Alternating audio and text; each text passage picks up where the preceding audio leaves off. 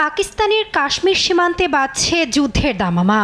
এরই মধ্যে পরিবারকে নিরাপদে রাখতে প্রস্তুতি নিতে শুরু করেছে সীমান্তবর্তী গ্রামগুলোর বাসিন্দারা। তৈরি করছে বাংকার। এমনই একজন বাসিন্দা রাওয়ালপিন্ডি শহরে এয়ার কন্ডিশনিং টেকনিশিয়ান হিসেবে কর্মরত 22 বছর বয়সী ফয়জান আনায়াত। শুধু ফয়জানই নয়, নিজ শহর চাকুঠিতে আরও অনেকেই ব্যস্ত সময় পার করছেন নিরাপদ আশ্রয় তৈরিতে। যুদ্ধ বাদলে যেখানে আশ্রয় নিবে পরিবারের সদস্যরা। যখন যুদ্ধ হয় তখন আমাদের তৈরি এই বাংকারগুলি আমাদের পরিবারকে রক্ষা করে। আমরা সেনাবাহিনীর সঙ্গে আছি এবং আমাদের পরিবার এখানে নিরাপদ। টিনের এই ঘরগুলি গোলাগুলির সময় আমাদের রক্ষা করতে পারবে না। এই বাংকারগুলিতে আমরা গোলাগুলি থেকে নিরাপদে থাকতে পারবো।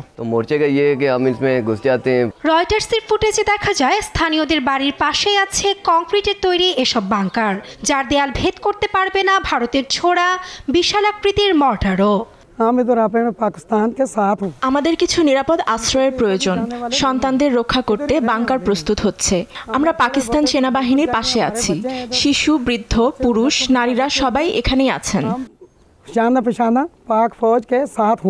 এর আগেও কাশ্মীরকে কেন্দ্র করে ভারত ও পাকিস্তানের মধ্যে দুটি যুদ্ধ হয়। সীমান্ত সংঘর্ষেও বেশ কয়েকবার জড়িয়েছে দেশ দুটির সেনাবাহিনী। ফলে যুদ্ধ দেখে এক প্রকার অভ্যস্ত অঞ্চলটির জনগণ। তবুও দুই দেশের সামরিক উত্তেজনা ঘিরে আতঙ্কে দিন কাটছে গ্রামবাসীর।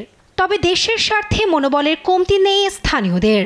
ভারতের ভয়ে নিজ ভূমি থেকে পিছপা হতে রাজি না পাকিস্তান শাসিত কাশ্মীরের বাসিন্দারা।